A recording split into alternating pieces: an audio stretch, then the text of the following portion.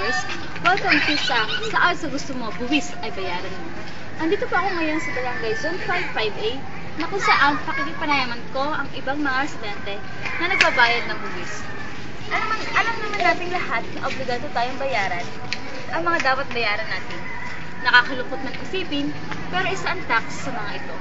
Dilingid sa ating kaalaman na ang tax ay binabawas sa ating sweldo. Paano ito bawasin? O ikaltas sa ating sweldo? Depende sa tax na uri na babayaran mo. Go na! Isa si Mrs. Victoria Magsino, isang licensed grain retailer, sa mga nagbabayad ng buwis. Sa katunayan, 2 buwis ang binabayaran niya, isang business tax at isang percentage tax.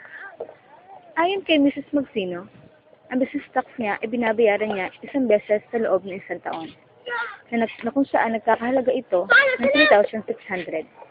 Samantala ang kanyang percentage tax ay binabayaran niya buwan-buwan, depende sa kita ng kanyang negosyo na grain retailing.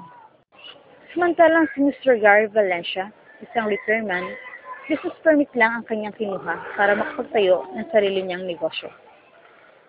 At ang kanyang business na pinatayo ay ang repair shop na kung saan nagkukumpuni ito ng mga sirang electric fan at washing machine. Ang mga sumusunod ay ang mga requirements para makakuha ng business permit na kung saan isinagawa ni Mr. Gary Valencia upang mapatakbo na niya ang kanyang.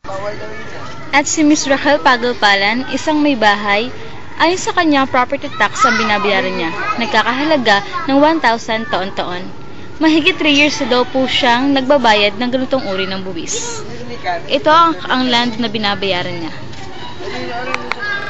Catherine Supaner, 18 years old, isang responsable residente ng Zone 55A na kung saan nagbabayad ng community tax or cedula. Lapit mo, girl. Para kita-kita. Kita na? Ayon sa nangungalegta ng cedula, wala daw pinagkaiba ang pagbabayad ng isang estudyante at isang taong nagtatrabaho na. Ito ang municipality ng Taal, na kung saan dito nagbabayad ng cedula at ng iba't ibang mga tax, katulad ng real property tax, business tax, at tricycle permit. Kung mapapansin ninyo,